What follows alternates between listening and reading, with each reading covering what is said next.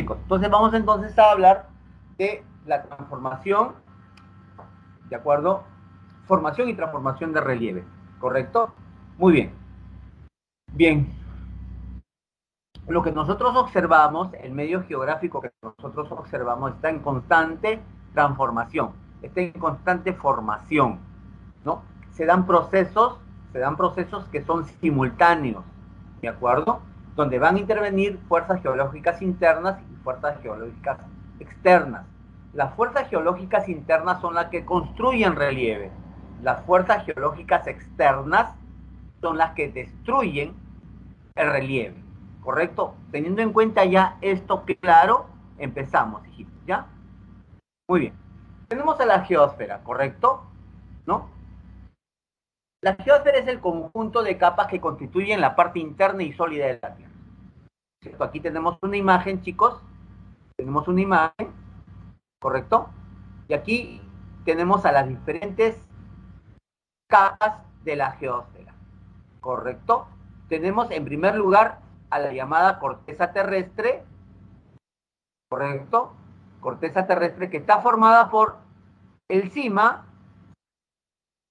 y el cial, ¿correcto? El cima está constituido por elementos más pesados, ¿correcto? Y el cial por elementos menos pesados. Por lo tanto, van a estar, digamos, formando continentes, ¿de acuerdo? Muy bien. Bajo la corteza terrestre tenemos el llamado manto. El manto,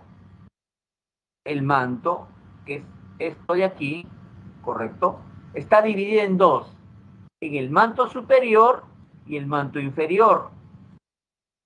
El principal manto es el manto superior, es el que está debajo de la corteza terrestre y se llama astenosfera, ¿correcto? Se llama astenosfera, ¿correcto? El manto inferior se llama mesósfera. Ahí está. ¿De acuerdo, chicos?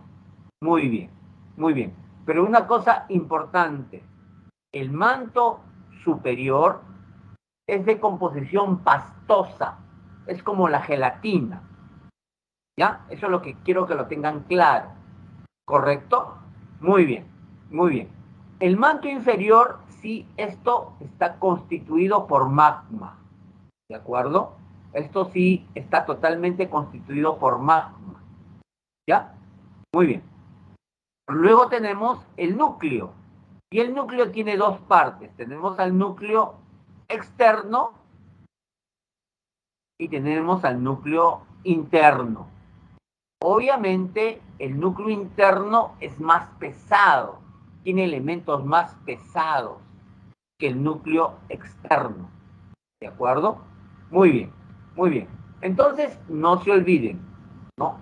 La geósfera está compuesta por corteza, que es donde nosotros nos encontramos, el manto, que tiene dos capas, la que a nosotros nos interesa es la astenosfera, que es la parte del manto donde descansa la corteza terrestre, y el núcleo, que es el núcleo externo, que los científicos dicen que es líquido, y el núcleo interno, constituido por elementos más pesados, que es el llamado, ¿no es cierto?, sólido, ¿no? Y que está en estado sólido.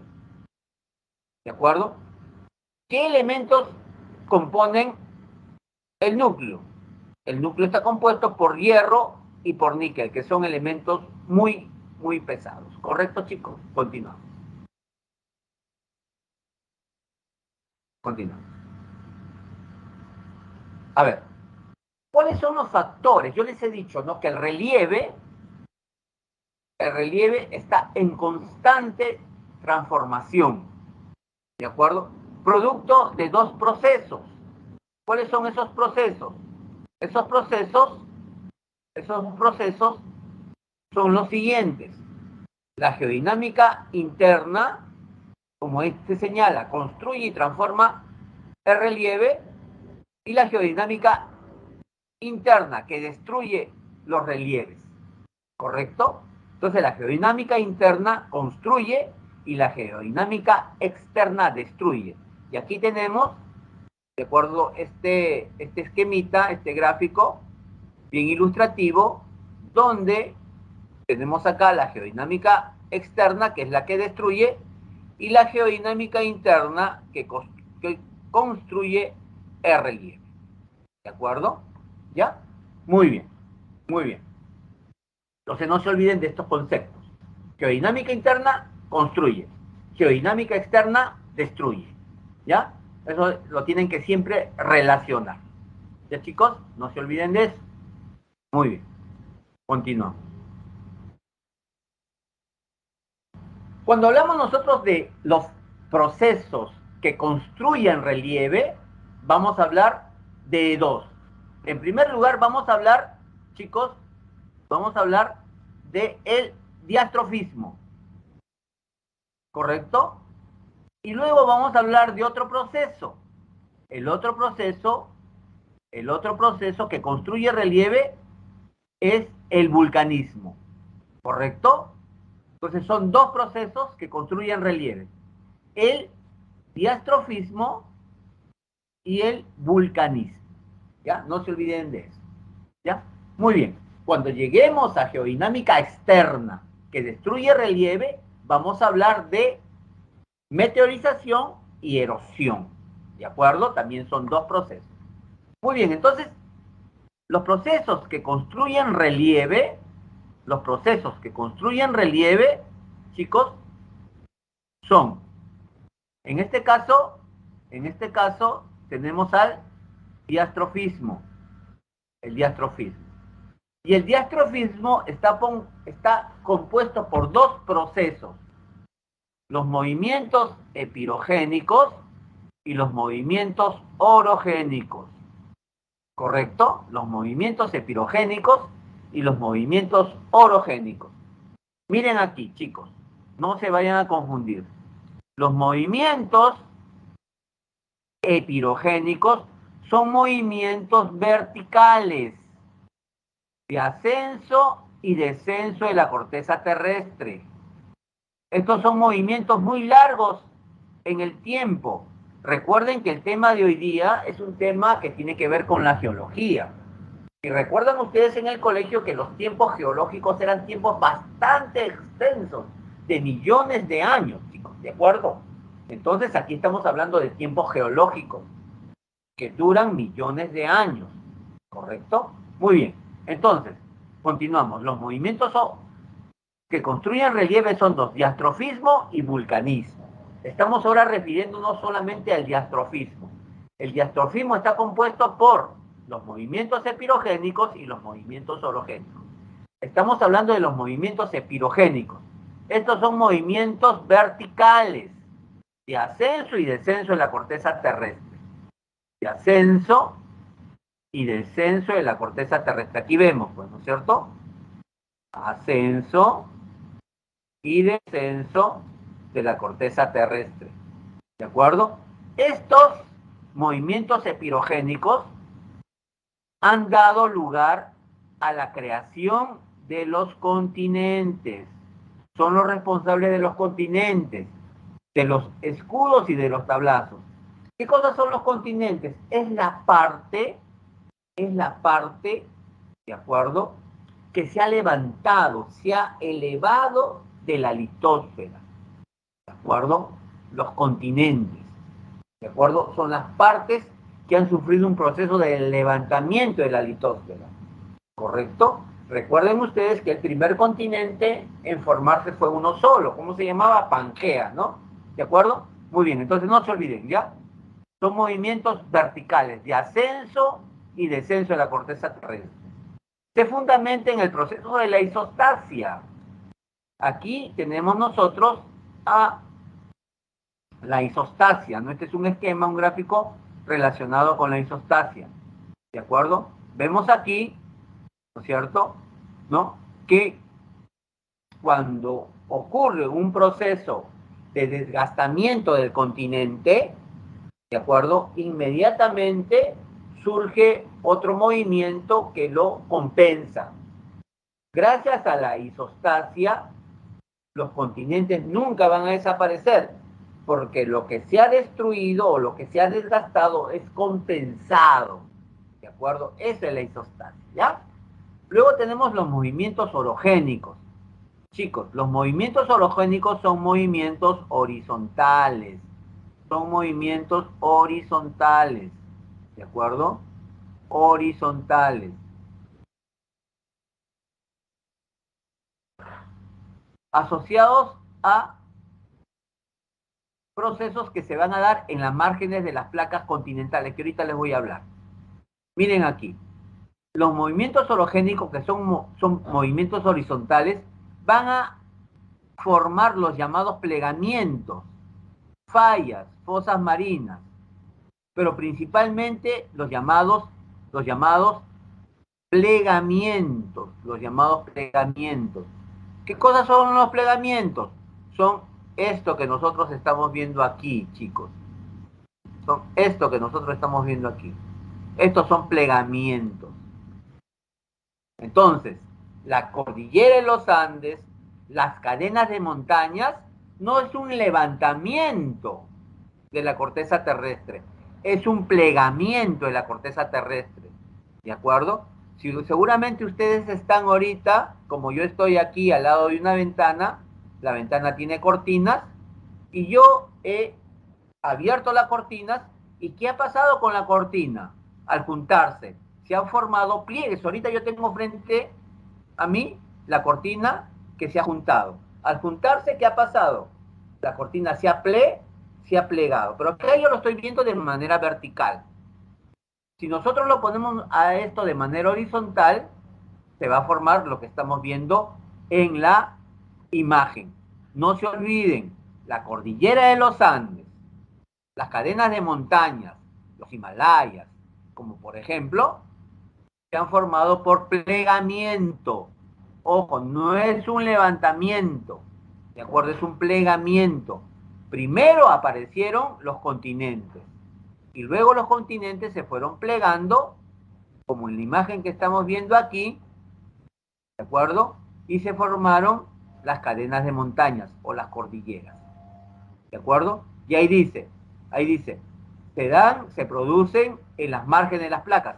Miren aquí, aquí tenemos una placa, la placa de Nazca, y aquí tenemos a la placa sudamericana.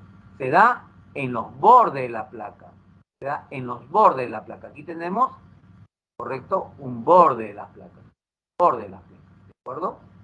¿Ya? Es un borde de la placa. ¿Ya? No se olviden entonces, chicos, los movimientos espirogénicos son movimientos verticales de ascenso y descenso de la corteza terrestre. Los movimientos orogénicos son movimientos horizontales. ¿Quiénes son los responsables de los continentes? Los movimientos espirogénicos. ¿Quiénes son responsables de las cordilleras, como la cordillera de los Andes? Los movimientos orogénicos. Ya, chicos, no se vayan a olvidar de eso, ténganlo bien en claro. ¿Ya? Muy bien. Muy bien. Chicos, yo les dije hace un momento que antes los continentes estaban todos reunidos en uno solo. ¿Cómo se llamó ese continente reunidos en uno solo? ¿Recuerdan ustedes cómo se llamó? Les dije, ¿cómo se llamó? Acá está, Pangea, ¿no es cierto? Correcto, Pangea. ¿De acuerdo? Luego, cuando la litosfera se levantó, se formó la Pangea, todavía no había placas tectónicas. Las placas tectónicas fueron un proceso posterior. Se formó Pangea y se comenzaron a formar las placas tectónicas. Las placas tectónicas, ¿qué cosas son, chicos? Las placas tectónicas son partes de la corteza terrestre. La litosfera no es una envoltura compacta y única, sino la corteza terrestre está conformada por varias partes. Cada parte se llama placa tectónica y cada placa tectónica tiene movimientos. ¿Por qué? Porque descansan sobre la astenosfera. ¿Y cómo es la astenosfera? Yo la relacioné y la asocié a qué elemento, cómo es su composición. Yo les dije hace un momento, ¿cómo era? ¿Su composición era sólida? ¿Era líquida? No. Era como quien dije yo que era como la, hijos, como la gela. Hablen pues, hijitos, por favor, no me dejen hablar solo. ¿Recuerdan ustedes el manto? El manto. La litosfera descansa sobre el manto. ¿De acuerdo? La litosfera es sólida. El manto tiene dos partes. Manto superior o exterior y manto inferior. El manto superior, que es el que está en contacto con la litosfera, ¿cómo se llama? Se llama astenósfera. Y yo les dije que esta astenósfera tenía una composición parecida a un postre. ¿Cómo se llama ese postre? La gela. Chicos, por favor, hablen. Como la gelatina. Como la gelatina. Claro, como la gelatina. Claro, como la gelatina, el postre gelatina. Miren, chicos. Miren, chicos. ¿Qué es lo que pasa si yo hago gelatina en un tazón? En un tazón. Y pongo sobre la gelatina un platito de té. Muevo el tazón, ¿qué pasa con el platito? ¿Se mueve o no se mueve? Claro que se mueve, ¿verdad? Claro que se mueve. ¿Por qué? Porque está sobre algo que no es consistente, ¿de acuerdo? Entonces se va a mover. ¿Qué pasa si yo pongo al lado de ese platito de té otro platito de té y muevo el tazón? ¿Qué va a pasar con los dos platitos? Se van a mover, pero también se van a chocar, van a hacer contacto, ¿verdad? Muy bien. Eso es lo que pasa también en la litosfera, porque la litosfera descansa sobre algo que no es consistente, descansa sobre algo que es como la gelatina, como la plastilina, ¿me entienden? Entonces, al moverse, ¿de acuerdo? Al generarse dentro de esa gelatina movimientos, ¿de acuerdo? De convección, que es el magma que quiere salir, va a mover, ¿de acuerdo? A ver, miren chicos, todos nosotros hemos puesto un, una olla de agua para hervir. La hemos puesto en la cocina y el agua está hirviendo, ¿verdad? ¿Correcto? ¿Qué pasa con el agua hervida, hijos? ¿Qué pasa con el agua hervida? ¿Qué pasa con el agua que está hirviendo? ¿Está moviéndose o no? Hijos, por favor, díganme. Claro, se mueve. Listo, se mueve. En la astenosfera, ese movimiento tiene un nombre. El agua, perdón, en este caso el magma, ¿de acuerdo? Que es un líquido caliente, comienza a moverse. Ese movimiento que hace el magma se llama zona convectiva y eso va a hacer que las placas se muevan. Se muevan unas para un lado, otras para otro lado. Por eso, observemos, hijos, observemos esta imagen que está acá. Estoy poniendo con un marco nuevamente rojo. Ahí tenemos a las placas tectónicas, miren acá.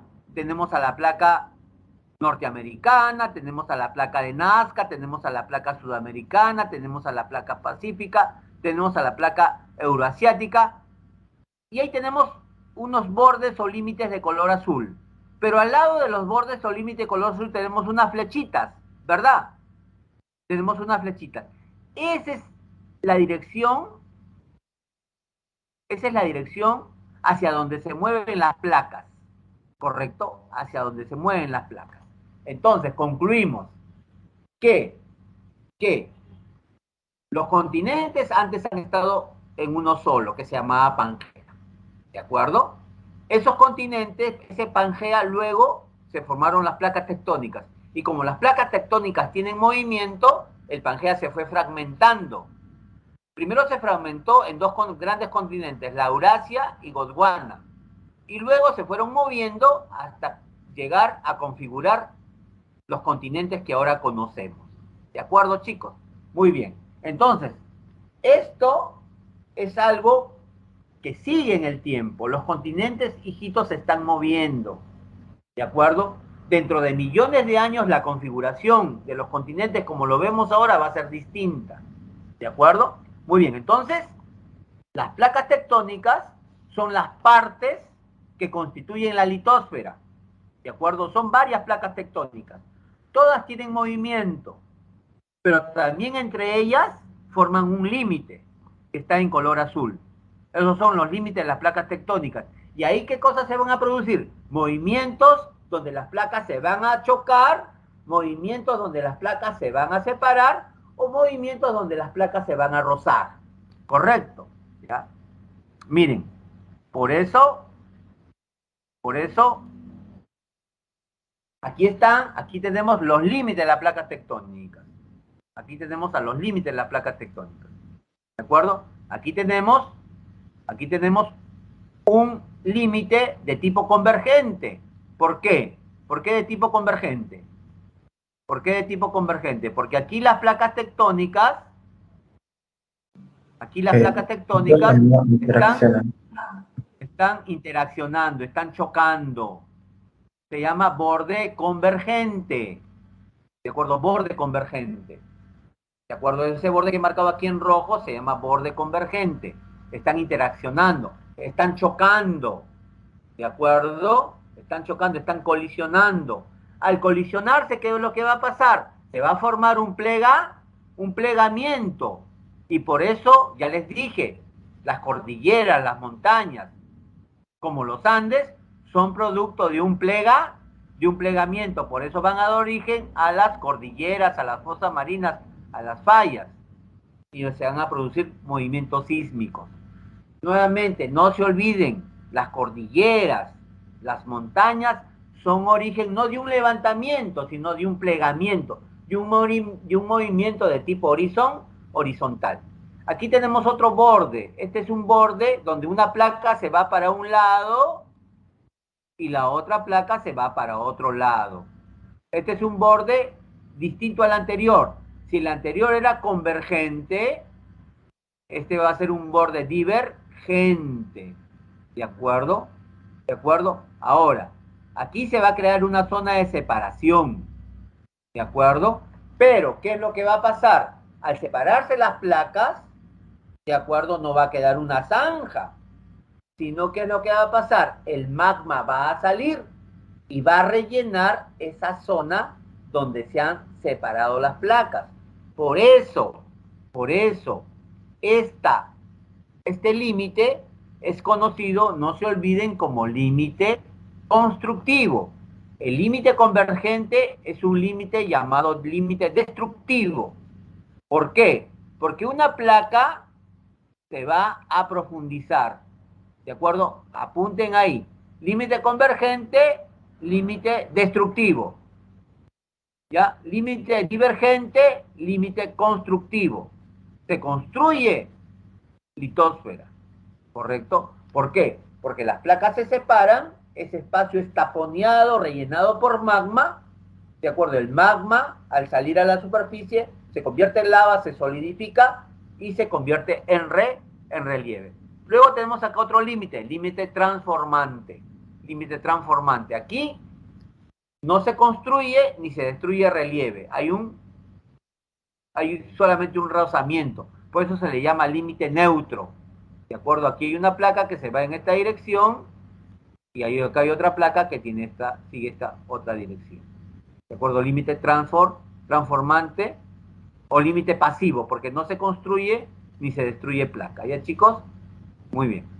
El vulcanismo. ¿Qué cosa es el vulcanismo, hijitos? El vulcanismo es el desplazamiento del magma, desde la astenosfera hacia la superficie. ¿Correcto? Muy bien. Y hay dos tipos de vulcanismo. El vulcanismo intrusivo y el vulcanismo extrusivo. No se olviden, el magma, perdón, el vulcanismo es el desplazamiento del magma hacia la superficie. ¿De dónde viene ese magma? De la astenosfera. ¿Correcto? Muy bien. ¿Ya? Muy bien. Ese es el vulcanismo. Desplazamiento, movimiento del magma hacia la superficie. Y tenemos dos tipos de vulcanismo o magmatismo. También se le llama magmatismo. Magmatismo intrusivo y magmatismo extrusivo. ¿Qué cosa es el magmatismo intrusivo? Cuando el magma no sale a la superficie, sino que es lo que ocurre. Se queda a pocos metros, kilómetros de la superficie, ¿de acuerdo? Y va a formar lo que se conoce con el nombre de plutones. El sil, el opolito, el acolito, el dique el batolito son plutones, forman plutones, no se olviden.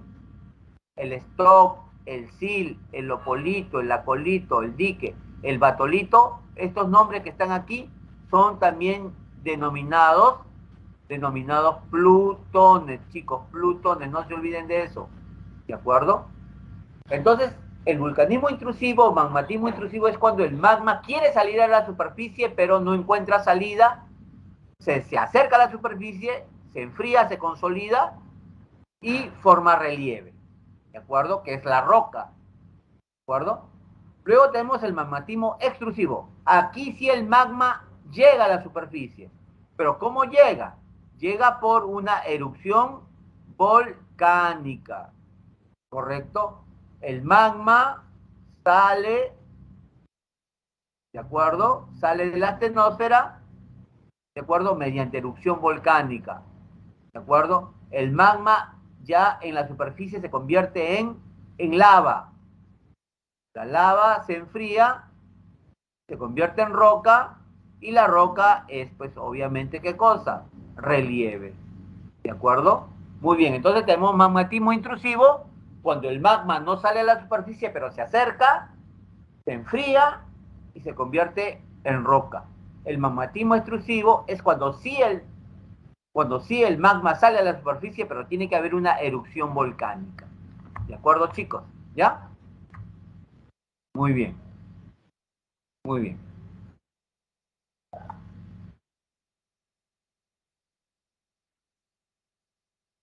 A ver, a ver.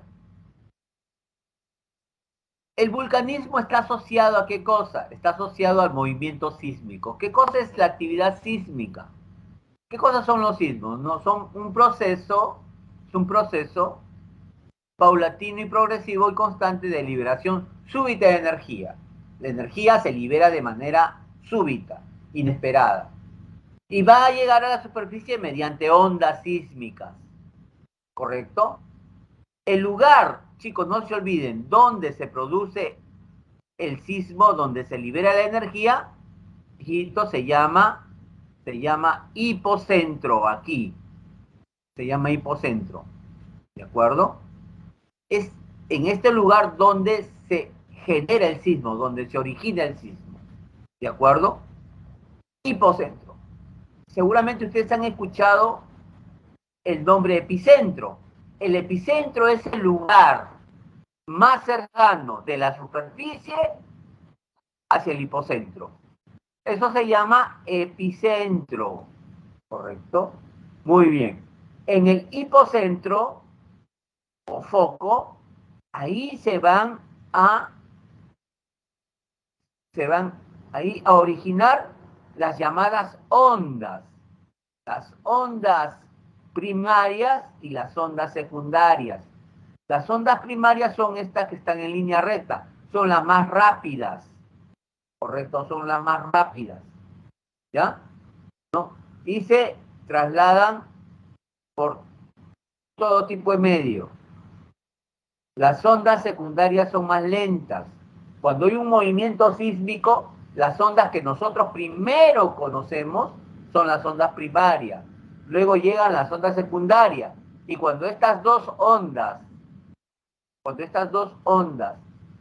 se relacionan, se forman las ondas superficiales. ¿Correcto? Que son llamadas ondas Rayleigh y ondas Lowe. ¿Correcto? Y estas son las ondas que producen destrucción. No se olviden, estas son las ondas que producen destrucción. Ya, las ondas superficiales. ¿Correcto? Muy bien. Los sismos pueden medirse mediante escalas. Las tres escalas son las siguientes. ¿De acuerdo? Las tres escalas son las siguientes. Tenemos la escala de magnitud local, llamada antiguamente escala de Richter. ¿De acuerdo? Esta es una escala que nos permite medir la energía que se libera donde se origina el sismo, que es el foco. Y es utilizada en la actualidad para medir cualquier tipo de sismo, pero mide con mayor precisión sismos solamente hasta 6,5.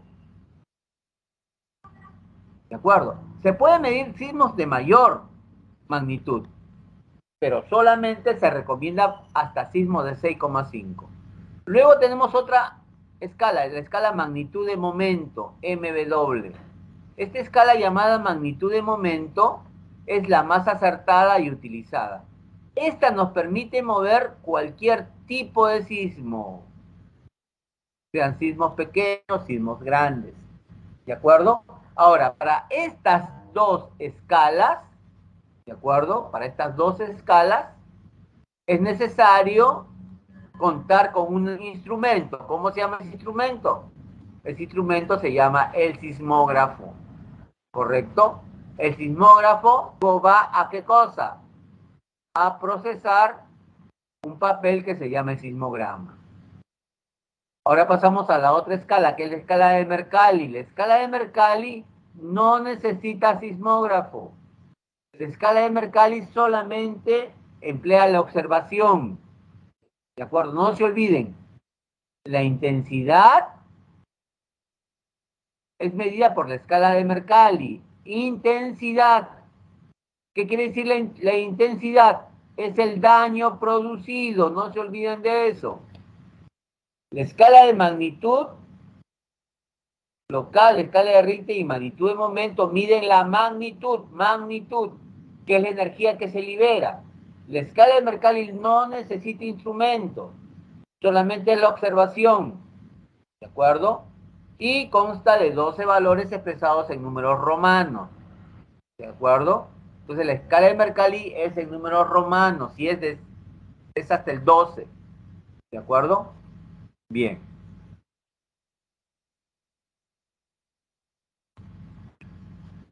Los principales sismos que se han originado en el Perú son el sismo de Ancash, del 31 de mayo de 1970, ¿de acuerdo?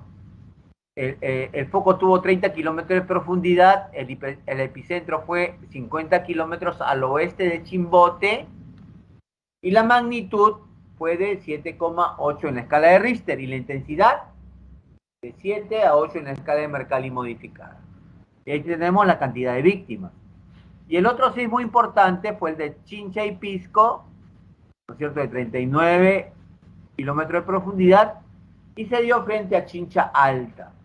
La escala fue de 7,9 en la escala de magnitud de momento y 7 en la escala de Mercalli modificada.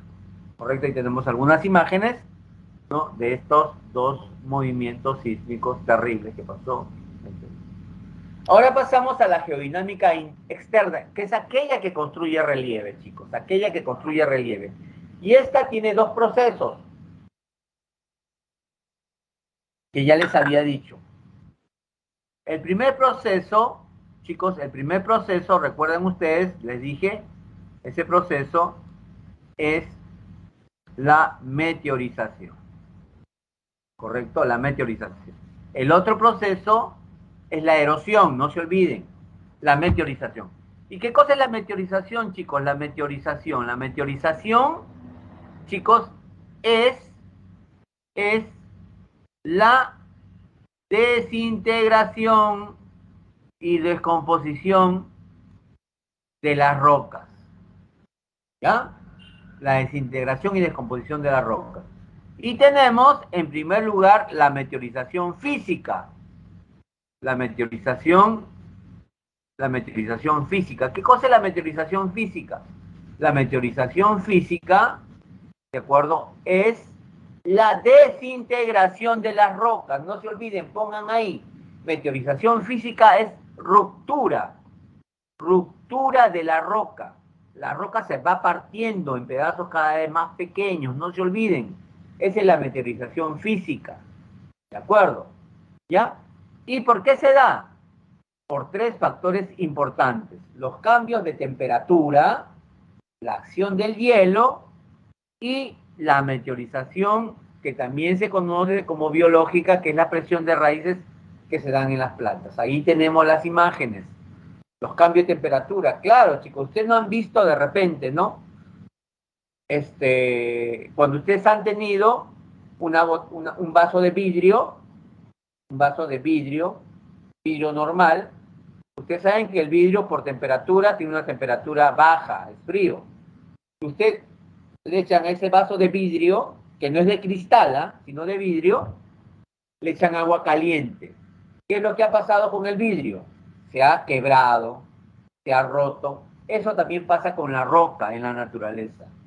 El cambio de temperatura hace que la roca se vaya partiendo, como vemos acá, ¿no es cierto? La roca se ha partido, ¿no? Como vemos aquí, ¿ves? La roca se ha partido. Luego tenemos la acción del hielo, chicos. Aquí, esta roca antes ha tenido una fisura, y en esa fisura entró el agua, y en la noche, ¿qué ocurrió? En la noche ocurrió de que entró agua a esa fisura, y cuando la temperatura baja, desciende, el agua crece de volumen. Al crecer de volumen, va a aumentar la presión y finalmente la roca termina rompiéndose, como en la imagen. Luego tenemos la meteorización relacionada con las plantas, y miren ustedes, aquí tenemos, ¿no? Aquí tenemos una roca. Esta roca antes estaba unida, era una sola. Pero ¿qué es lo que ocurrió? Ocurrió que entró las raíces de un árbol y terminó fragmentando. ¿De acuerdo? Muy bien. Y luego tenemos la meteorización química. La meteorización química es la descomposición de los minerales. ¿Producto de qué cosa? Del agua, del oxígeno y del dióxido de carbono. Y ahí tenemos nosotros aquí, ¿no? Proceso de meteorización química, que es la descomposición. La meteorización física es la fragmentación o ruptura. La meteorización química es la descomposición de los minerales que forman la roca. Vemos acá que la roca no se ha partido, ¿no es cierto? Se ha hecho un hoyo, aquí se ha hecho un hoyo, aquí también otro hoyo. La roca no se ha partido. Y aquí vemos cómo esta gran roca de color rojo, ¿de acuerdo? Y ese es un proceso de meteorización química. La roca no se ha partido. Y acá también vemos la roca y se han hecho espacios.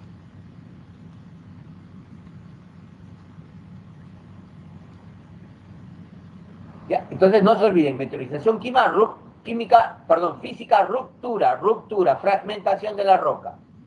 Meteorización química es descomposición de los elementos que tienen las rocas. ¿Ya, hijos? Muy bien. Pasamos. La erosión, que es el otro proceso de la meteorización, la erosión. ¿Ya? Es un conjunto de fenómenos exteriores que modifican las formas de relieve creada por la geodinámica interna. La geodinámica interna crea relieves, no les hemos señalado, mientras que la geodinámica externa destruye. Y el otro proceso de la geodinámica externa es la erosión. Primero era la meteorización y ahora estamos en la erosión, chicos. ¿De acuerdo? Muy bien, muy bien. Ahora, la erosión va a tener tres procesos. La desintegración o arranque físico, que algunos la asocian con la meteorización, el transporte y finalmente la depositación o sedimentación. ¿De acuerdo? ¿Cuáles son los agentes que van a intervenir en la erosión? Los ríos, las aguas subterráneas, las olas, los vientos, los glaciares, la lluvia, la nieve. ¿Correcto? Y la erosión va a tener tres fases: desintegración, transporte y depositación, que son las tres fases de la erosión. Y finalmente va a formar relieves. Van a formar relieves. Sí, van a formar relieve.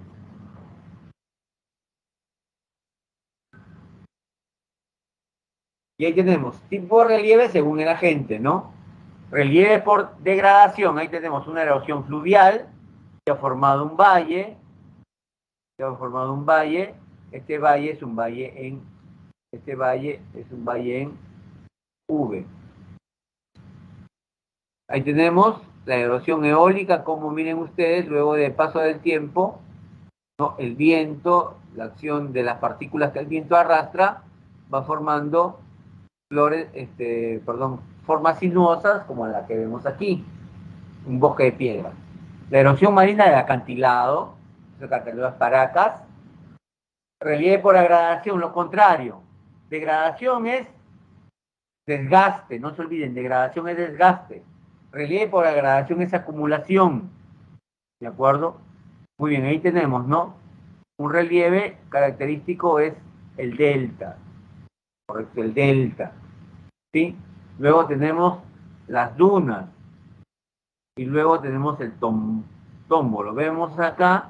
Hay un puente natural. Cuando la marea sube, el puente desaparece. Cuando la marea baja, se forma el tombolo. Es un puente que conecta un islote con el continente, ¿ya?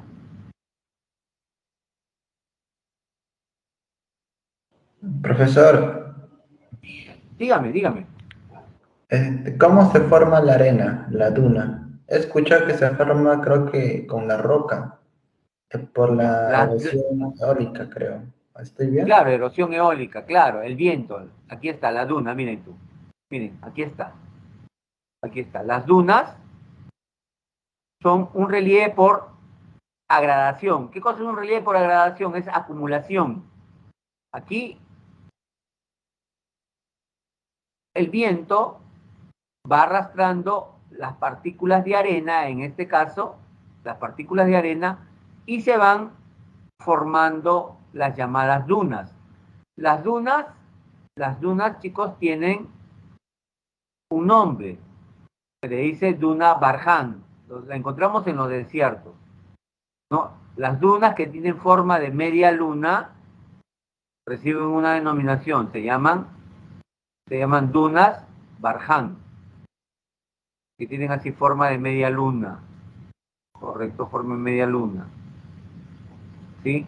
Ahora, cuando, y las dunas cambian de ubicación, cambian de acuerdo a cómo sopla el viento, pero siempre los cuernos de esta duna, que son los extremos, se le llaman cuernos, ¿de acuerdo? Se llaman cuernos. Esta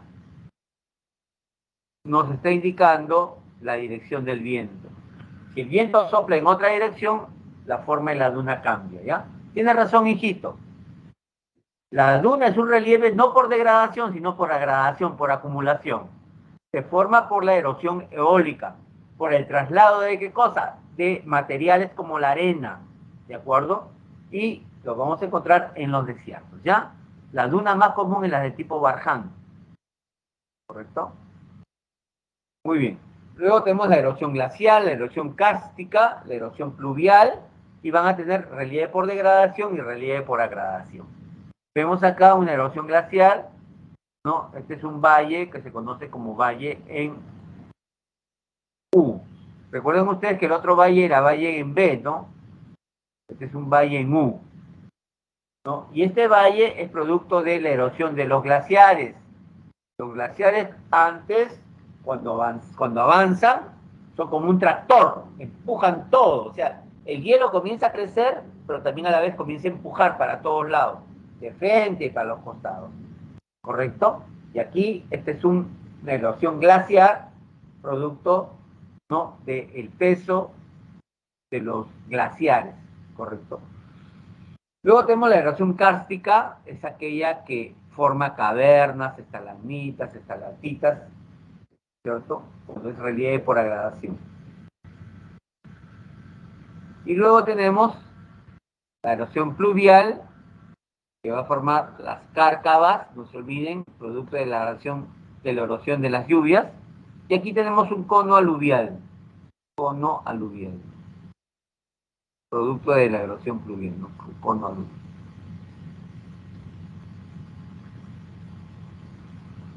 ¿Ya? Muy bien.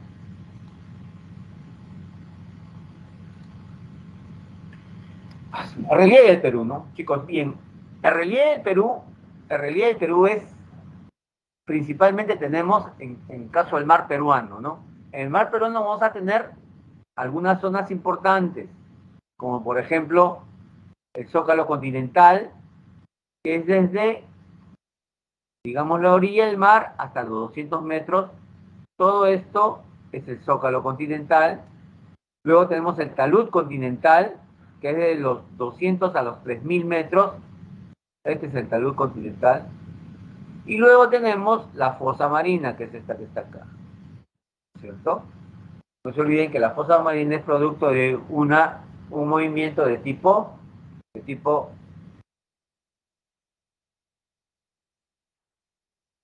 epirogénico, ¿no? O orogénico. Muy bien.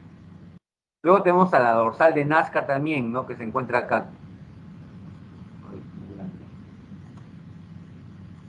La dorsal. ¿Ya? Muy bien, entonces ahí tenemos el relieve submarino. Pero luego tenemos principales relieves del borde costero, ¿no? El borde costero tiene una serie de relieves. En primer lugar, tenemos no se olviden, los esteros. Los esteros los vamos a encontrar en los ríos Arumilla, en los ríos Tumbes, en el río Chira y en el río Piura. ¿Qué cosas son los esteros? Son un ecosistema de vegetación que está formado principalmente por los manglares, ¿de acuerdo? Los esteros. Ahí vamos a tener, correcto, a los llamados manglares, ¿no? Cuando lleguemos a la hidrografía del Perú, vamos a estudiar brevemente el río Tumbes. Es el único río navegable que tiene la vertiente de la costa del Perú, ¿de acuerdo? Luego tenemos a las puntas, las penínsulas y las bahías. A ver, ¿cómo vendría a ser aquí una, miren, aquí este es el litoral,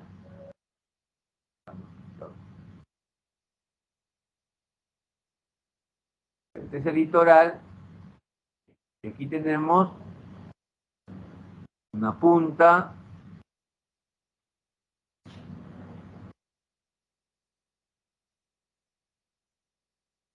tenemos una península,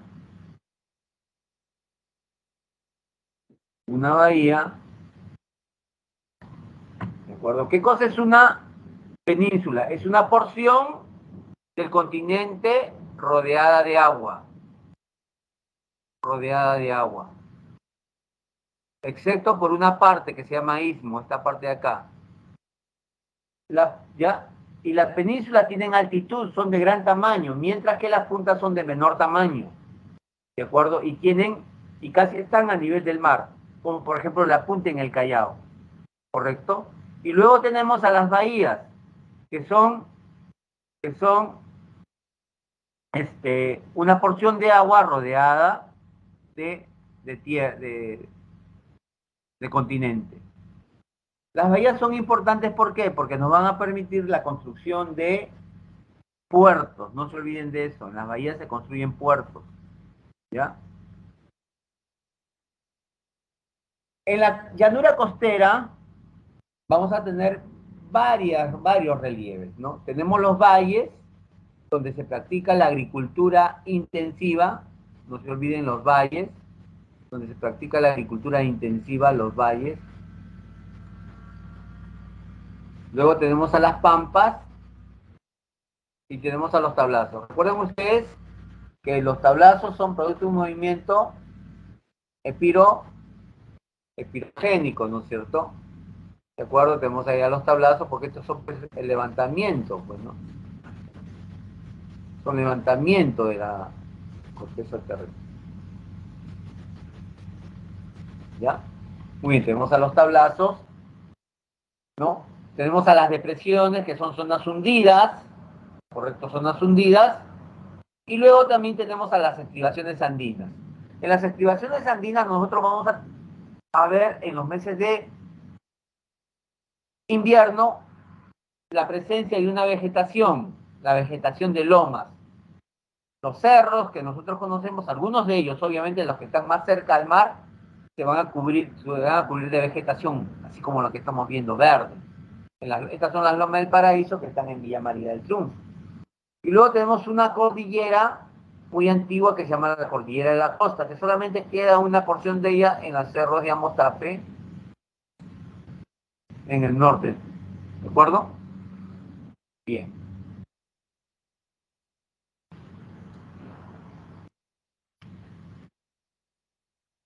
Relieve de la zona andina, ¿no? La zona andina tiene una serie de relieves, pero aquí, para un mejor estudio, lo vamos a dividir en 3 secciones.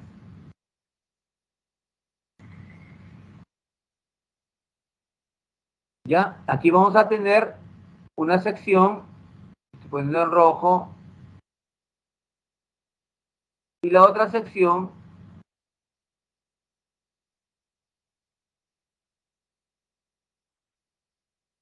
ya. Bien.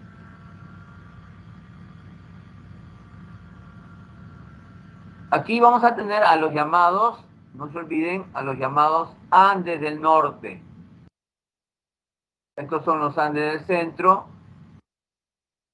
y estos son los Andes del Sur. ¿De acuerdo? Muy bien. ¿Cuál va a ser el límite entre los dos? Va a ser, aquí vamos a tener el nudo de Pasco y aquí vamos a tener el nudo de Vilcanota. ¿De acuerdo? Muy bien. Ahora, los Andes están divididos en 2 sectores. En los Andes occidentales, que vendría a ser este que estoy rayando acá, estos son los Andes occidentales, el que está más pegado al Océano Pacífico, y luego tenemos los Andes orientales.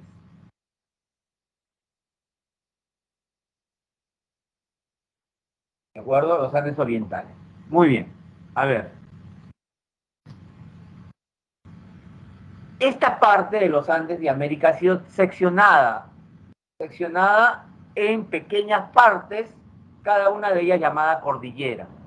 En los Andes del Norte vamos a tener aquí a la Cordillera Blanca, que está acá, la Cordillera Blanca.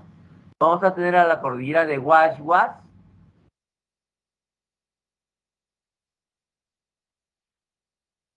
Luego vamos a tener a la Cordillera de la Viuda. Acá, la Cordillera de la Viuda. Y finalmente vamos a tener a la Cordillera de Conos Volcánicos. Profe, ya toca descanso, disculpe. Listo, ya. Un descanso de 5 minutos. Gracias, gracias, gracias. 5 minutos.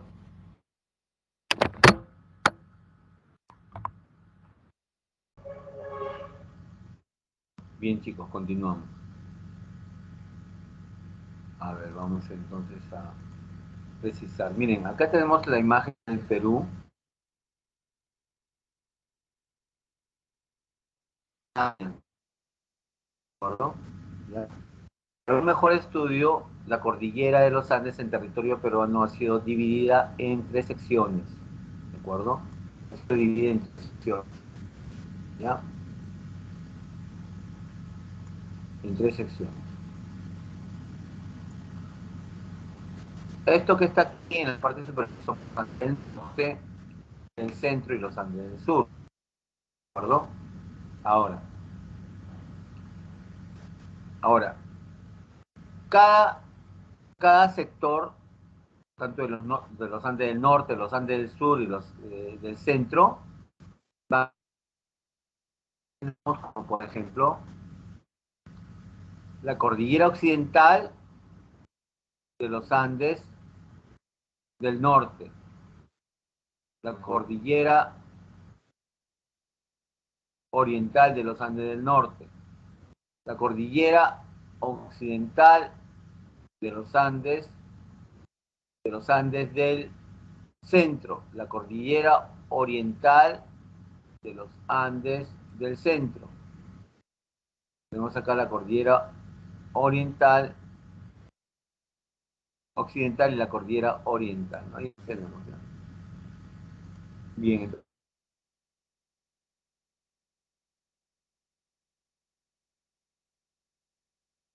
Ya.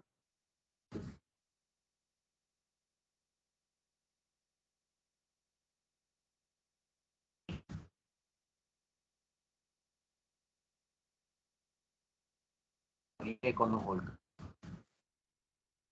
Por lo que es la única región del Perú donde hay volcanes, ¿no? Hay volcanes en Ayacucho, Arequipa, Huancavelica y Tacna. ¿Ya? Y cada uno de los nombres que están al lado de la cordillera son las montañas más altas. Luego tenemos la cordillera oriental, que está en rojo, ¿no es cierto? Y tenemos 3 cordilleras. La cordillera de Vilcanote en F y la cordillera de Carabaya en F.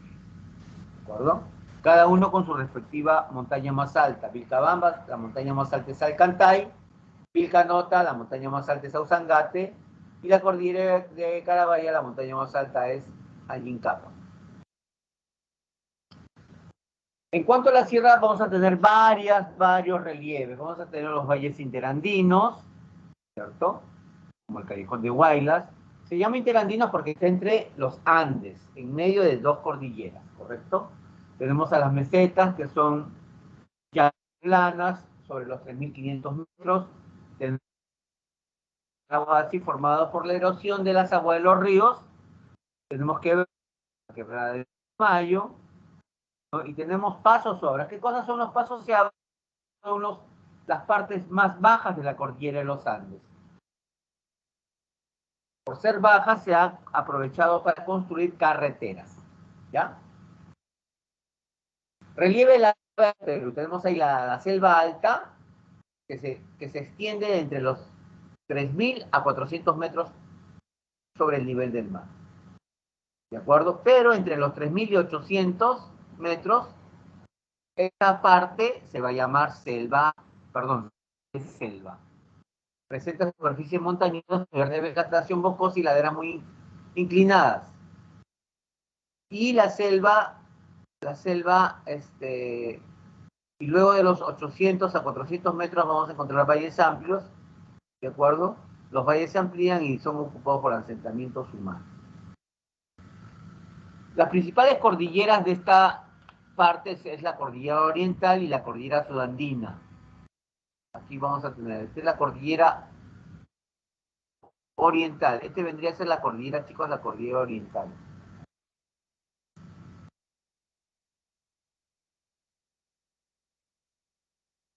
Y esta es la cordillera sudandina. ¿Ya? Para que tengan más o menos una idea, ¿no? De cuál es la cordillera. Muy bien.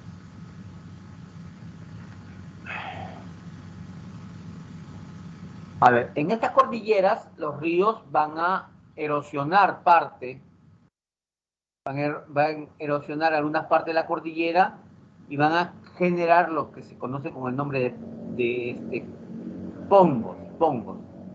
Vamos a tener el pongo de Rentema, el pongo de Rentema, el pongo de Rentema. En la cordillera de Vilcabamba tenemos el pongo de Apurímac y Mantaro, y Mainique en la cordillera de Vilcanoa. En la cordillera sudandina vamos a tener los cerros Campanquis, el pongo de Manseriche, la cordillera azul, el pongo de Aguirre y el Boquerón del Padre Amar. En la selva vamos a encontrar valles longitudinales, valles que van de norte a sur, Bagua, Guayaga, Tingo María, Oxapampa, Chanchamayo. En la selva baja, ahí tenemos un corte y vamos a tener los siguientes relieves, chicos. Los siguientes relieves son, como estamos observando ahí, los relieves que vamos a encontrar son los altos, que son suelos donde se van a construir ciudades, ¿de acuerdo? Las restingas, que son suelos un poco más bajos que los altos. Los barrizales, por el nombre que toma ese material luego de haber estado algún tiempo cubierto de agua, ¿no? Barro, por eso viene el nombre, ¿no? Y playas, por si acaso, ¿no? Playas hay en la selva, hay en Puno, en el lago Titicaca y hay también en la costa. No pensemos nosotros que solamente hay playas en el litoral peruano, también hay playas en la selva y también en Puno, ¿no? En el lago Titicaca, ¿ya? A ver, cuando lleguemos a la parte de los ríos, cuando un río baja de nivel, se dice que está en estiaje. ¿De acuerdo?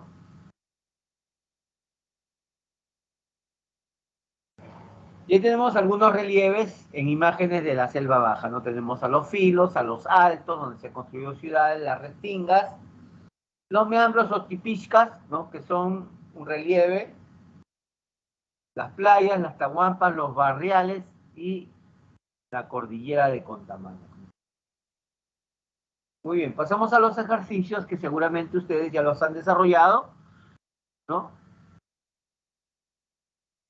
Y el ejercicio 1, la alternativa correcta es la letra C. En el ejercicio 1, la alternativa correcta es la letra C. Y en el ejercicio 2, la alternativa correcta es la letra D, dedo. ¿Ya? Muy bien. Pasamos ahora a educación cívica.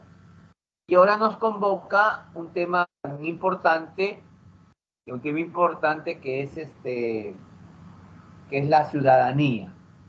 ¿De acuerdo? ¿Qué es la ciudadanía?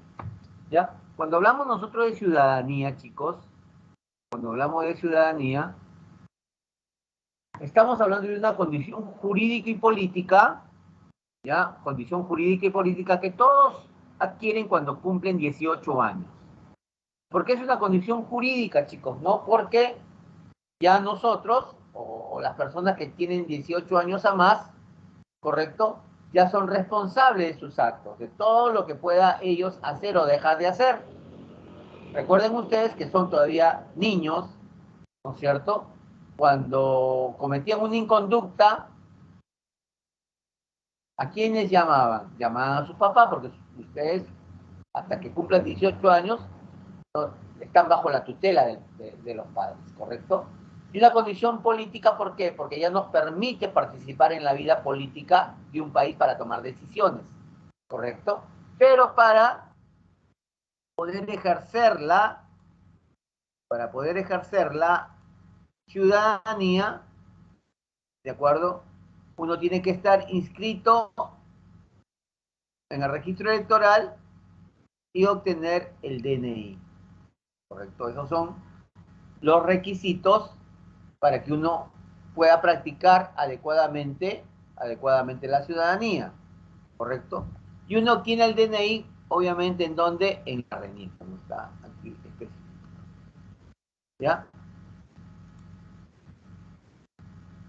Muy bien, continuamos. A ver, cuando hablamos nosotros de capacidad jurídica, ¿no? El Código Civil, en su artículo 3, nos señala lo siguiente, ¿no? Que hay capacidad de ejercicio y capacidad de goce, ¿no? La capacidad de goce se adquiere plenamente con el nacimiento, chicos. Cuando nosotros nacemos, vamos adquiriendo derechos, ¿correcto? ¿No? Muy bien. Y la capacidad de ejercicio se adquiere al cumplir la mayoría de edad. Es una aptitud que tiene el sujeto para ejercer personalmente sus derechos y deberes. Tiene la capacidad política para intervenir en asuntos públicos.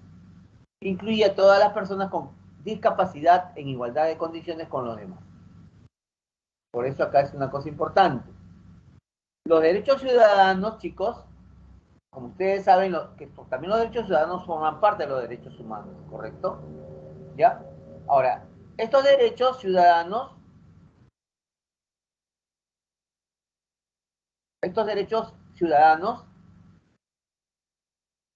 tienen ciertas características, ¿no? Nos permiten intervenir en asuntos públicos nos permiten ejercer libremente nuestros derechos reconocidos en la Constitución y también nos van a permitir participar en organizaciones políticas. ¿De acuerdo? Ahora, nosotros sabemos que los derechos no se pierden, pero sí pueden ser suspendidos en algunos casos. ¿De acuerdo? ¿Cuándo los derechos ciudadanos pueden ser suspendidos?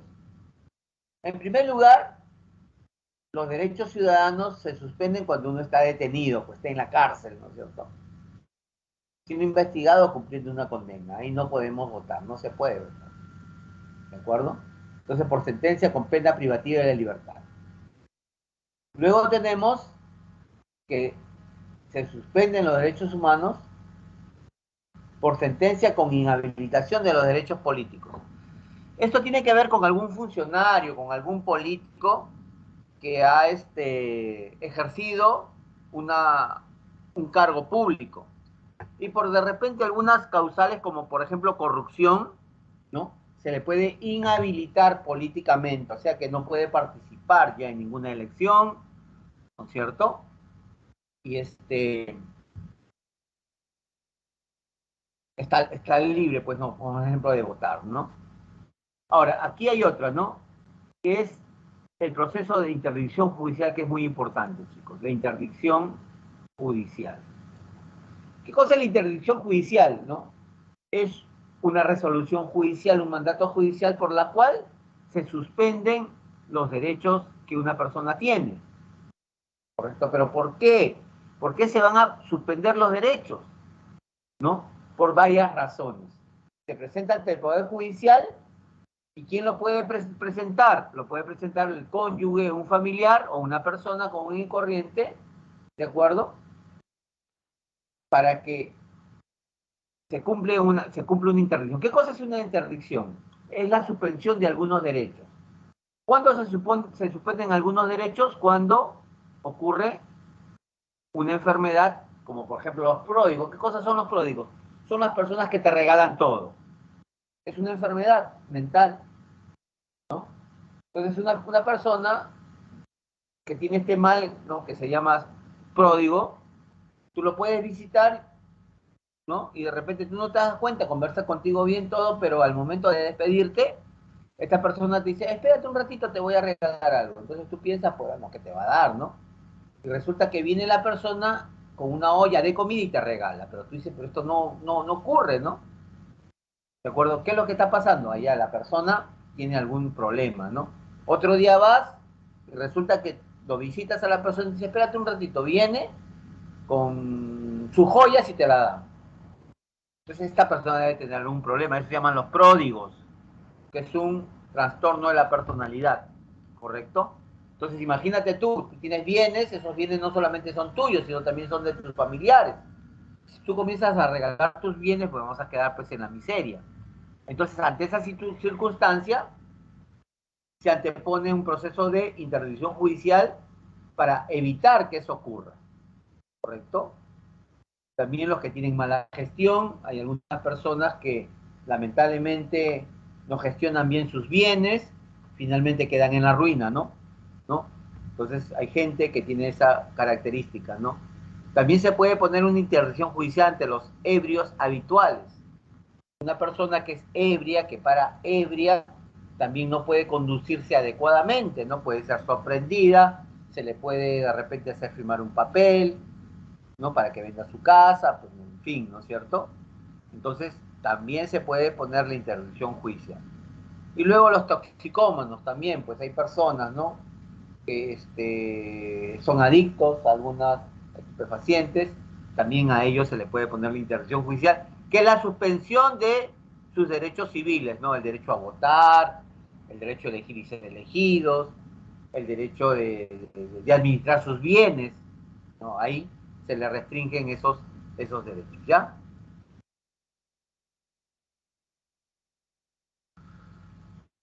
Uno cuando adquiere los 18 años adquiere también una serie de condiciones, ¿no? Que se llaman deberes ciudadanos, ¿no? Que son compromisos, responsabilidades y obligaciones que contraen todo ciudadano cuando cumple 18 años, ¿no? ¿Con quién contraen? Con el Estado, con la nación, con la Constitución y con las leyes, ¿cierto? Entonces, entre estos deberes ciudadanos, vamos a tener, pues, no honrar a la patria, proteger los intereses nacionales y contribuir con su desarrollo. Otro es defender la constitución política del Perú, ¿no? Otro deber es ir a sufragar en los procesos electorales y participar en las consultas populares. Y otro deber ciudadano es pagar los tributos, porque el Estado necesita estos tributos para que el Estado haga obras y le devuelva a las personas, ¿no es cierto?, en obras de una manera indirecta, ¿ya? Tenemos ahí los mecanismos de participación ciudadana, ¿no? Los mecanismos de participación ciudadana son importantes porque nos van a permitir a nosotros participar en asuntos muy importantes para la toma de decisiones públicas, ¿de acuerdo? En lo cual nosotros debemos de participar para que de una u otra manera esas decisiones nos beneficien a nosotros o nos beneficien a todos, ¿correcto? Bien, los mecanismos de participación ciudadana están en la Constitución política, ¿de acuerdo? Y pueden ser divididos en dos tipos.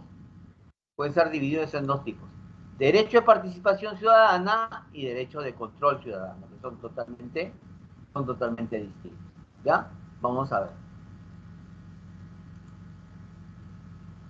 ¿Cuáles son los derechos de participación ciudadana? Tenemos ahí el sufragio, el derecho al voto, ¿de acuerdo? El derecho al voto se ejerce para elegir autoridades políticas principalmente, ¿de acuerdo? El voto es personal, igual, libre, secreto y obligatorio hasta los 70 años. Cuando una persona cumple 70 años y al día siguiente son elecciones, ya la persona no tiene la obligación de votar, ¿de acuerdo? Hasta en el mismo día de las elecciones no tiene la obligación de votar, ¿de acuerdo? Ya la votación para la persona ya es facultativa, opcional, ¿de acuerdo? Muy bien. Otro derecho de participación ciudadana es, ¿no?, la iniciativa de reforma constitucional. Ahora que últimamente está tan hablándose de reforma de la Constitución, ¿no? Cambiar la Constitución. En fin, no vamos a entrar a esos detalles. Pero definitivamente, cuando uno quiere reformar la Constitución, no tiene que presentar firmas del 0,3% de la población electoral del país. Estas firmas son supervisadas por la autoridad electoral y la iniciativa obviamente tiene que pasar hacia el Congreso, para que el Congreso dé paso o no paso a esta iniciativa de reforma constitucional. Luego tenemos nosotros la iniciativa de formación de leyes, también se requiere el 0,3% de las firmas de la población electoral. También esta iniciativa pasa por el Congreso, ¿correcto?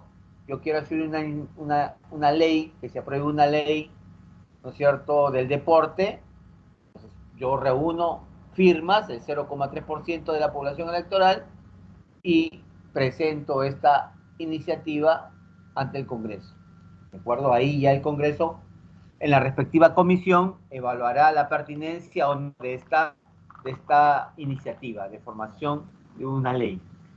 Luego tenemos el referéndum. Para el referéndum se requiere el 10% de firmas del total electoral, correcto, del electorado nacional total, 10%, que es un montón de firmas, ¿de acuerdo? Y este referéndum es principalmente para decidir, ¿no es cierto?, sobre algo, ¿correcto? Si está bien o está mal, si acepto o no acepto, ¿de acuerdo a ese referéndum? Muy bien. Cuando nosotros hablamos de referéndum, chicos, ¿ya?, es la facultad de los ciudadanos para someter a consulta la aprobación o modificación de alguna norma, ¿correcto? La aprobación o modificación de alguna norma, ¿correcto? Como por ejemplo, ¿no?, la reforma total o parcial de la Constitución. Si uno quiere reformar la Constitución, ¿de acuerdo?, la Constitución señala los mecanismos, ¿correcto? Como vuelvo a repetir, estos mecanismos pasan todos por el Congreso de la República, ¿de acuerdo? Entonces, si se aprueba el referéndum, se puede reformar la Constitución. También se puede llevar la aprobación de leyes, normas regionales de carácter general y ordenanzas municipales, ¿de acuerdo? En la clase pasada nosotros vimos las garantías constitucionales, ¿cierto? A ver, ¿quién me puede decir? La ordenanza municipal, ¿no? Es una norma que tiene rango de ley. Es una norma de mayor jerarquía, ¿no? Y recuerden ustedes que cuando nosotros hablamos de garantías constitucionales, que son 6, habeas corpus, habeas data, acción de amparo, acción de inconstitucionalidad, acción popular y acción de cumplimiento, de acuerdo a estas garantías, nos sirve para poder defender nuestros derechos, ¿de acuerdo? ¿No? Entonces hay una norma, como por ejemplo la ordenanza municipal que tiene rango de ley, y cuando la ordenanza municipal, pues, ¿no?, que tiene rango de ley o norma de mayor jerarquía, contraviene lo que dice la Constitución, obviamente ahí se presenta una garantía llamada acción de inconstitucionalidad. Recuerden que esta acción de inconstitucionalidad solamente se presenta al Tribunal Constitucional. ¿Ya? Muy bien. También se puede someter a referéndum las materias relativas al proceso de descentralización. Más adelante nosotros vamos a tocar un tema importante que es la centralización, ¿no? Perdón, la descentralización. Y cuando hablamos de descentralización, vamos a hablar de un conjunto de normas, un conjunto de leyes, ¿no?, que nos van a llevar a descentralizar el país, ¿correcto? ¿No? Pero para descentralizar se tienen que crear regiones. Las regiones no son producto de la descentralización. Y las regiones son justamente esos niveles de gobierno que tienen que gestionar el desarrollo de su respectiva región. ¿De acuerdo? Muy bien. Luego tenemos qué es lo que se puede someter al referéndum: la desaprobación de leyes, decretos legislativos y decretos de urgencia. ¿De acuerdo? Eso también puede someterse a referéndum. ¿De acuerdo? Y también las materias relativas al proceso de descentralización pueden ser sometidas, ¿no es cierto?, a referéndum, como por ejemplo, ¿no?, hace algunos años atrás, ¿no?, se pensó, ¿no?, hacer que las regiones que ahora están divididas, ¿no es cierto?, como departamentos también, se unan, ¿no? Pero no ganó el sí, ganó el no. O sea, la gente no quería unirse a otra región y formar una región mucho más potente, ¿ya? Muy bien. Derechos de control ciudadano, chicos, derechos de control ciudadano, ¿no? Son derechos muy importantes porque nos van a permitir participar directamente en algunas situaciones, ¿no?, que son muy delicadas, ¿correcto? En primer lugar tenemos la revocatoria de autoridades. ¿Qué cosa es la revocatoria? Es sacar a una autoridad, ¿de acuerdo? Es sacar a una autoridad elegida. ¿Como quién puede ser sometido a revocatoria? ¿Qué autoridad puede ser sometida a revocatoria, no?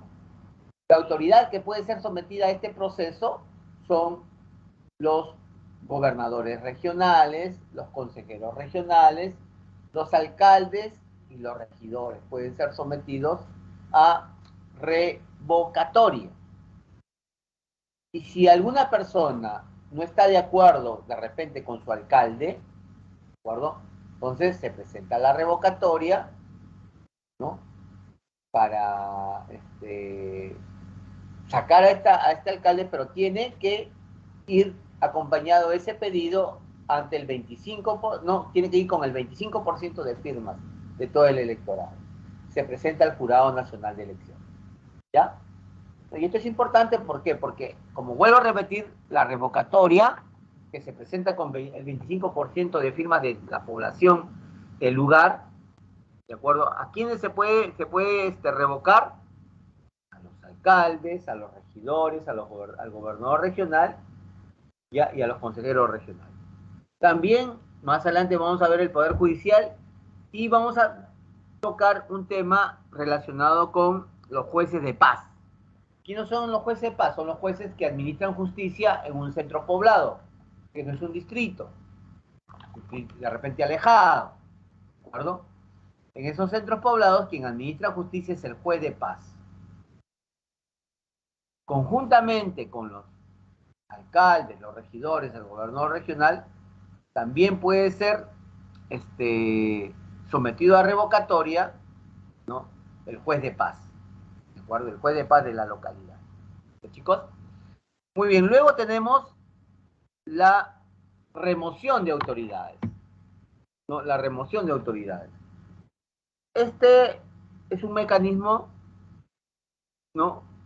Que consiste en que de repente hay un funcionario que ha sido designado por una autoridad superior. Supongamos, yo soy gobernador regional de Ayacucho, ¿no? Y yo tengo mi amigo que es médico, pero de repente no tiene algunas calidades, ¿no? Para ser, de repente, jefe de la salud en mi región.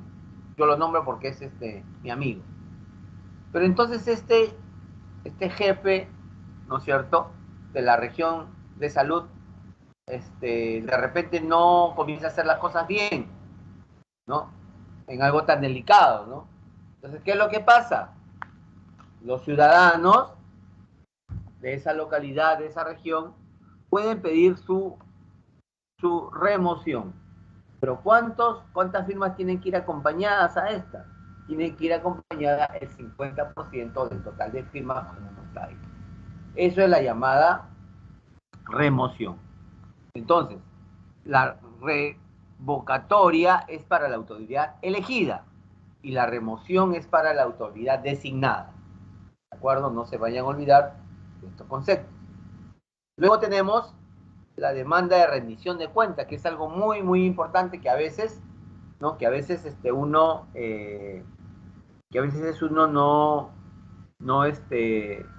no participa, ¿no? Entonces aquí tenemos, ¿no? Aquí tenemos algunos otros,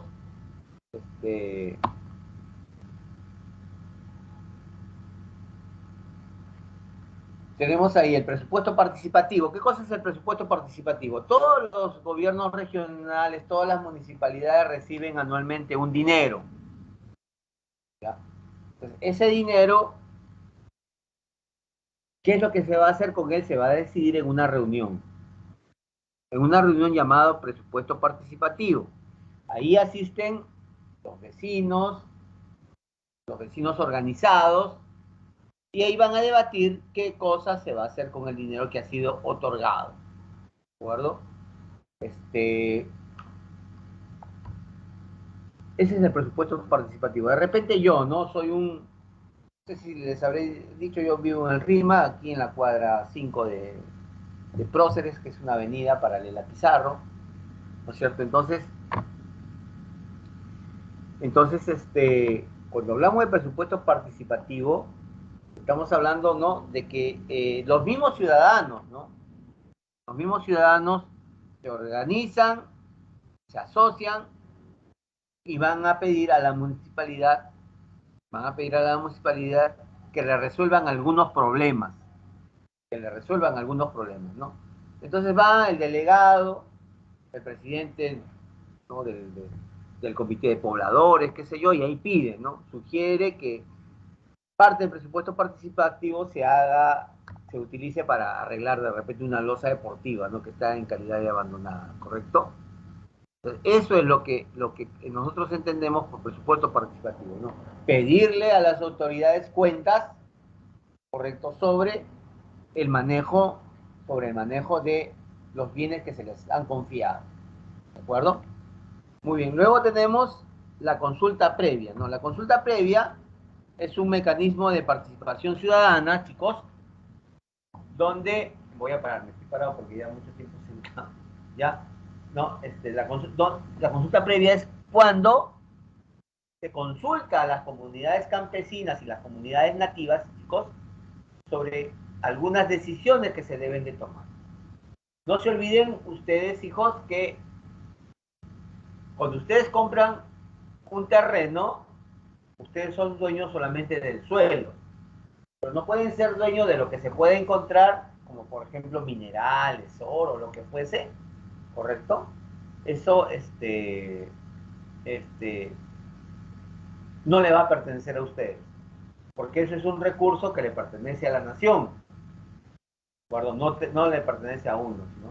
Uno le puede pertenecer la tierra, ¿no es cierto? Pero el subsuelo, y sobre todo donde hay minerales, eso no le permite, no le pertenece a la persona, sino le pertenece a la nación, a la comunidad. ¿De acuerdo?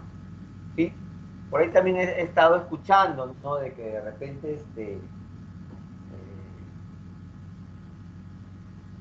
sobre el dinero, ¿no? Que se le da a las regiones, ¿no? La incapacidad, dicen, no, pero lo real, lo cierto es que los gobiernos regionales no han estado cumpliendo a cabalidad su función. ¿Sí? Muy bien, continuamos. Luego tenemos la consulta vecinal por demarcación territorial, ¿no? Esto también es importante, ¿por qué? Porque hay algunos distritos que han sido creados que son bien extensos, ¿correcto? Son bien extensos. Entonces, ¿qué es lo que suele ocurrir, no? ¿Qué es lo que suele ocurrir, no? Cuando los distritos se crean, y a veces son distritos extensos, entonces no quieren dividirse, no quieren separarse. Entonces, cuando esto ocurre, puede llamarse a lo que se llama, a lo que se le denomina consulta vecinal de demarcación territorial, ¿no? Ahí, en este proceso, son los mismos vecinos, los mismos pobladores los que van a decidir a qué lugar, a qué provincia, a qué distrito pertenecer. ¿De acuerdo? Cuanto a digamos, consulta de demarcación territorial, ¿no? Entonces, eso es importante saber, ¿por qué? Porque a veces nosotros, ¿no? nos inhibimos de participar, ¿no? En asuntos así de decisiones, ¿no? No nos van a hacer caso, en fin, ¿no? Pero de todas maneras es importante la participación, ¿no es cierto?, de todos nosotros en este tipo de mecanismos, ¿de acuerdo? Para que de esa manera no nos puedan, digamos, engañar, engatusar o cosas por el estilo, ¿de acuerdo? Que es importante, por eso que nosotros sepamos, ¿ya? Muy bien. Pasamos ahora a los ejercicios, Hoy día nos hemos ido rápido, hemos avanzado rápido. Pasamos a los ejercicios. La primera pregunta, no, ojalá que la hayan hecho, dice, ¿no? Debido a los casos de corrupción y diversas infracciones constitucionales, el Congreso de la República impuso una serie de sanciones a un grupo de altos funcionarios y como resultado de este proceso, estos ciudadanos no podrán participar en los procesos electorales. En el caso en mención, las evidencias que dice, no, las evidencias que las ex autoridades, no. El caso en mención evidencia que las ex autoridades, a ver, ¿cuál será? Recibieron una sentencia con pena privativa de la libertad, serán sometidos a un proceso de revocatoria de autoridades, deberán convocar a una consulta popular para ser absueltos, fueron declarados en suspensión por sus labores en sesión del Pleno y cumplirán una sanción con inhabilitación de sus derechos políticos. Entonces aquí estamos viendo, ¿no?, que ante casos de corrupción y de otras infracciones a la Constitución, el Congreso de la República impuso una serie de sanciones a un grupo de ex altos funcionarios y como resultado de este proceso estos ciudadanos no podrán participar en procesos electorales. En caso de mención, evidencia, este caso, ¿no? El caso de mención evidencia que las autoridades, ¿cuál sería la respuesta, no? Cumplirán una sanción con inhabilitación de sus derechos políticos. ¿Ya? Entonces, esa es la respuesta. Muy bien, pasamos al ejercicio 2. Los derechos de participación ciudadana permiten activar los diversos procedimientos para la acción y toma de decisiones en asuntos públicos, ¿no? Al respecto, relaciona los siguientes mecanismos con los casos presentados. Y en este caso, uno es la D, 2 es la A, 3 es la C y 4 es la letra B.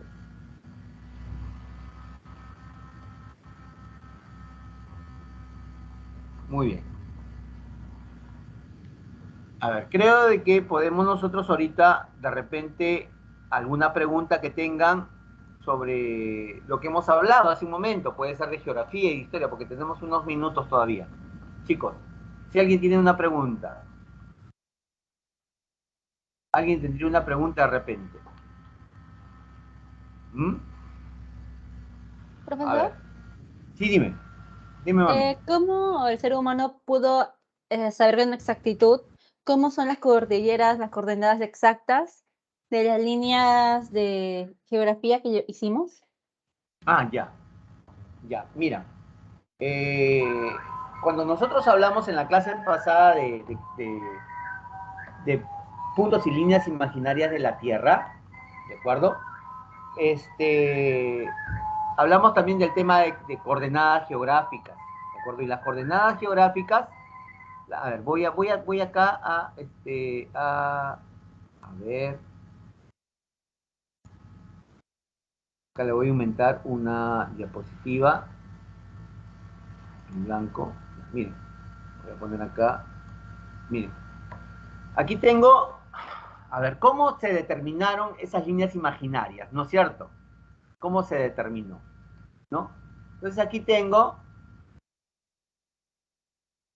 la Tierra, ¿correcto? Y luego yo les dije y hablamos que hay una línea que es el plano de la eclíptica, ¿no? Lo voy a hacer ahora en azul. Esta línea, ¿correcto? Muy bien. Luego también señalamos que el eje terrestre tiene una inclinación, ¿se acuerdan? El eje terrestre tiene una inclinación, ¿no es cierto? A ver, vamos a poner acá.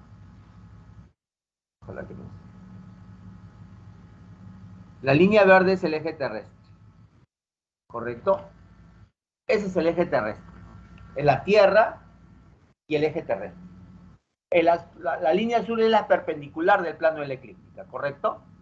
¿Ya? Pero luego señalé, voy a poner en color amarillo ahora, luego señalé que hay una línea que se llama la perpendicular del plano de la eclíptica. ¿Recuerdan ustedes? La estoy poniendo en amarillo. Perpendicular del plano de la eclíptica. Muy bien, muy bien. Hasta ahí queda claro, ¿no es cierto? Entonces aquí tenemos, voy a ponerle nombre, este es el plano.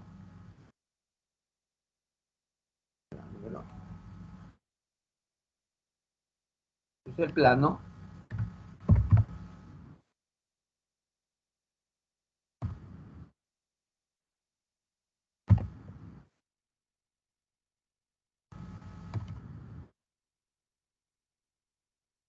Este es el plano de la eclíptica. Por acá está el Sol. Por acá está el Sol, ¿ya? Muy bien. Entonces, la línea amarilla es la perpendicular del plano de la eclíptica. Y recuerden ustedes, la perpendicular siempre forma un ángulo de 90 grados, ¿correcto? Un ángulo, o sea, esto de acá vendría a ser un ángulo de 90 grados. ¿Correcto? Esto vendría a ser un ángulo de 90 grados, ¿ya? Muy bien. Pero nosotros sabemos que hay una diferencia, que la perpendicular del plano de la eclíptica y el eje terrestre forman forman un ángulo. Aquí se forma un ángulo.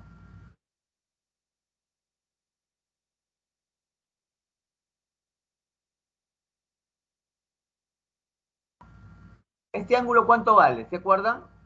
¿Se acuerdan cuánto valía este ángulo? ¿Se acuerdan, hijitos, cuánto valía este ángulo? 23 grados 27 minutos. Claro, correcto. 23 grados, gracias. 27 minutos. ¿De acuerdo?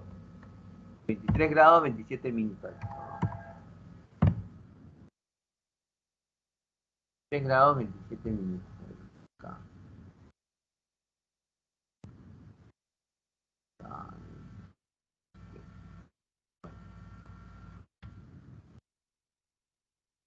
23 grados 27 minutos. Ese es el ángulo. ¿De acuerdo? A ver, pregunto yo, hijos. Pregunto yo. Este punto que acabo de hacer, ¿qué cosa es? Este punto que está ahí, ¿qué cosa es? Acá tengo el otro. Es el polo norte y el polo sur. Sur. ¿Ya? El polo norte y el polo sur. ¿De acuerdo? Entonces, aquí también esta línea, este ángulo, chicos, este ángulo de acá también vale lo mismo o no. Ay, perdón. Este ángulo de acá, hijitos. Este ángulo de acá. ¿Vale lo mismo que lo que me han dicho hace un momento? ¿O no? Sí, profesor. Claro, vale lo mismo, pues, vale lo mismo. ¿Correcto? Aquí también es 23 grados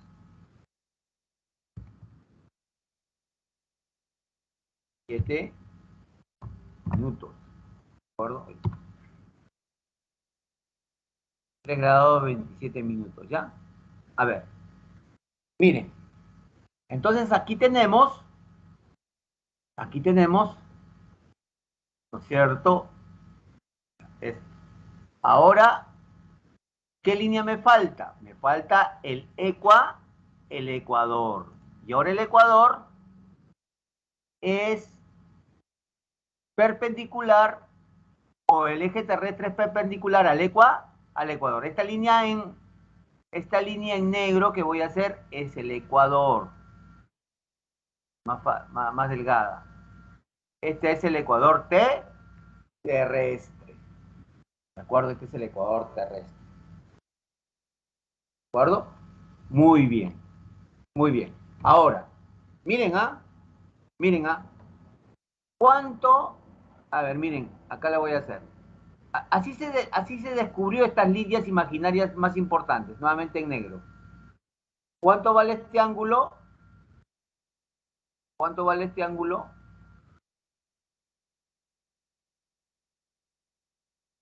El ecuador con el eje terrestre, ¿cuánto vale este ángulo?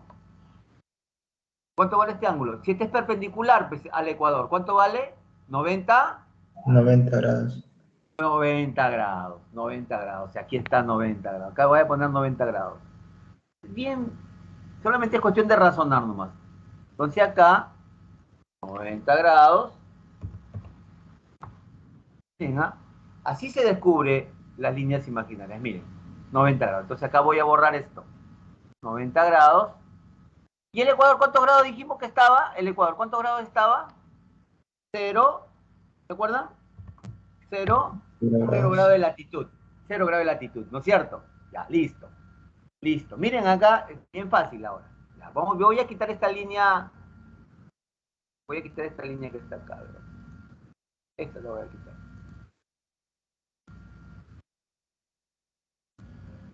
Ya. Muy bien. Simplemente ahora voy a prolongar las líneas. Si aquí esto es 90 grados, hijito, miren, si aquí es 90 grados, sé que este ángulo de acá es 23, 27.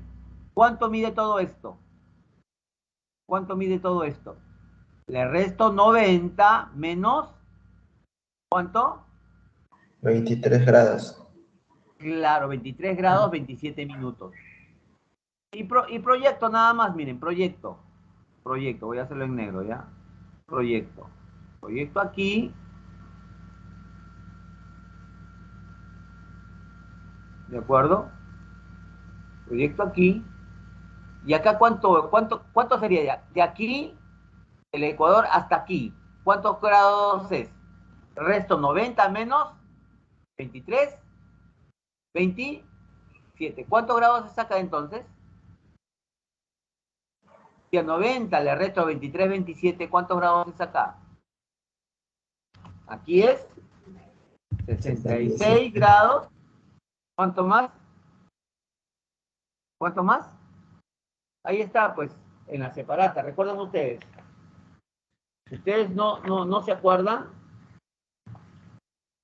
33 ¿cuántos minutos. grados? Claro, 66, 33. ¿No es cierto?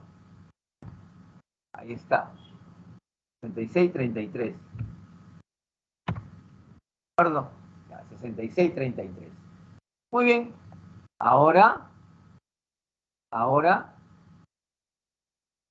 proyecto de acá. ¿Cuánto mide esto? ¿Cuánto mide esto de acá? ¿Cuánto mide esto? ¿Cuánto mide esto? ¿Este ángulo cuánto mide? Este ángulo, a ver, voy a ponerlo acá en este ángulo cuánto mide. ¿Este ángulo cuánto mide?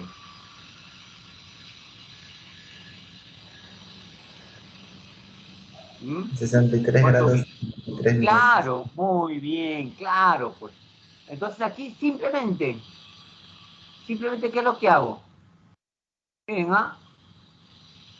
Proyecto nada más. Aquí es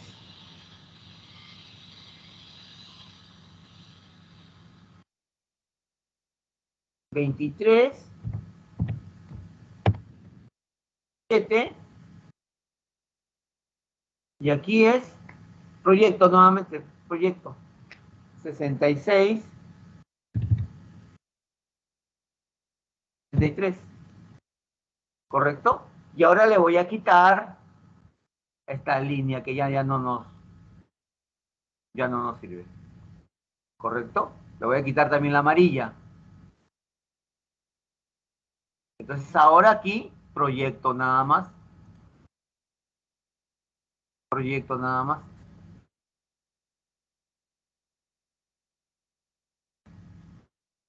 Y ahí están las líneas imaginarias que son los llamados paralelos. Es una cuestión de proyectar nada más, o sea, razonar nomás. Así se han descubierto. Sabiendo la inclinación del eje terrestre ya se sabe todas las líneas imaginarias. Este es el origen de estas líneas imaginarias.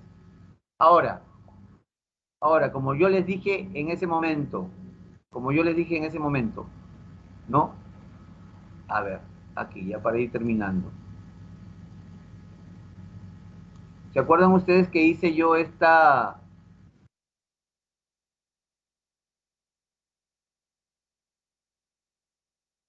Ok, está en la separata, está ahí, que este globo terrestre, el planisferio, ¿se acuerdan? ¿Se acuerdan? Entonces, para poder ubicar un lugar sobre la superficie de la Tierra, me tienen que dar dos datos, la latitud y la longitud. Si me dicen acá, ¿no? Si me dicen, a ver, un lugar se encuentra aquí, que un lugar se encuentra, vamos a poner acá 30 grados. 30 grados.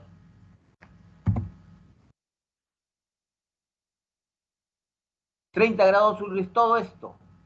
Toda esta línea negra es 30 grados sur. Con este dato no puedo ubicar exactamente un lugar sobre la Tierra. Me tienen que dar el otro dato, porque este dato, ¿qué cosa es? ¿Es la latitud o la longitud? 30 grados sur es latitud o longitud, chicos. Estos 30 grados es latitud. ¿No es cierto? Ah, no, pero acá es norte, perdón. Acá vamos a ponerle norte.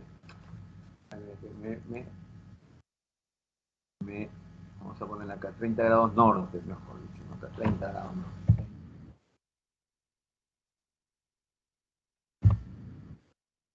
Con este dato de 30 grados norte no voy a ubicar exactamente, porque toda esta línea es 30 grados. Entonces, para ubicar un lugar, exactamente sobre la superficie de la Tierra, me tiene que dar otro dato. ¿Qué dato? En este caso me tienen que dar la llamada longitud. Ahora sí. Me dice la longitud es vamos a ver, 60 grados. 60 grados aquí. Y el lugar exacto vendría a ser este punto. El lugar exacto vendría a ser este punto que está aquí. O sea, ahí recién yo puedo ubicar exactamente, ahí, con esos dos datos puedo ubicar exactamente, ¿no?, dónde se encuentra un lugar. Porque si me dan un solo dato no puedo encontrar. Porque como vuelvo a repetir, ¿no? 30 grados es toda esta línea. Si me dan solamente un dato, 60 grados es toda esta línea.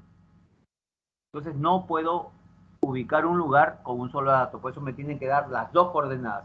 Donde se cruzan las coordenadas geográficas es la ubicación exacta. ¿Ya, chicos? Ya, no se vayan a olvidar de eso.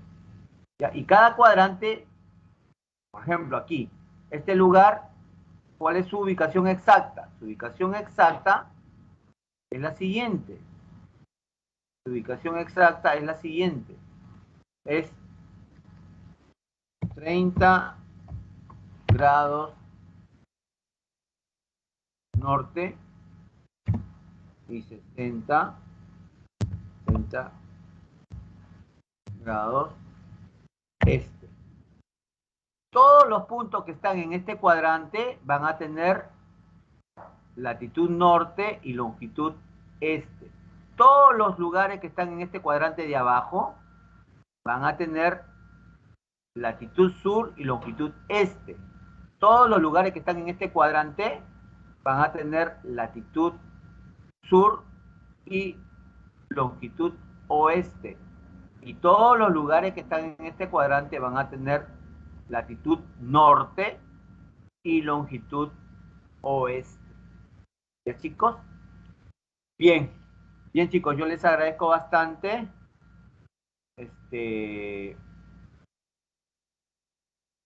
Espero que les haya servido y ya nos estamos encontrando.